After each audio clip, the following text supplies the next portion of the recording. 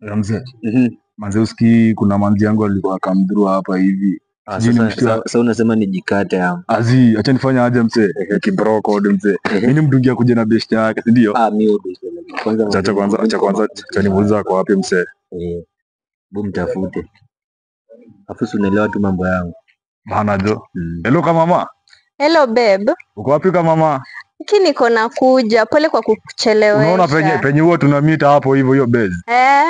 Wewe kuja tu hapo hivyo na niko na more wangu. Mwambie kuja na si unaweza kuja na beshi yako. Sawa, babe nakuja tu saa. Nakuja na beshi tangu. Na si usikuje na kienyeji, si unajua more wangu hapendi vienyeji. Sawa, nakuja na dem. Sana kungoja baby. Sitaki kienyeji hapa. Basi kwani tunaenda wapi? Tunaenda kuona nini? Tunaenda kuona babes wangu. Lakini pia kuna nini? Ako na best friend wake hapo. So utaboeka.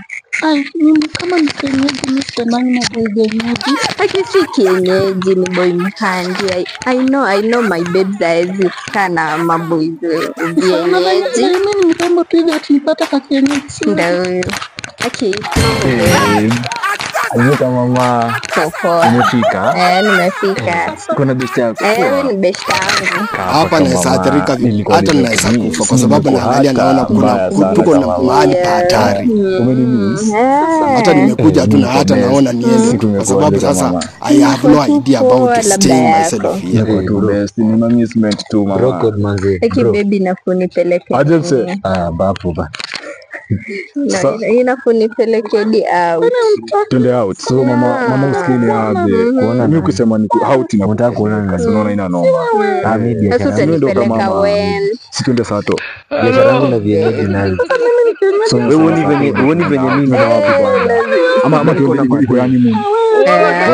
Twende kisu. Napenda kama.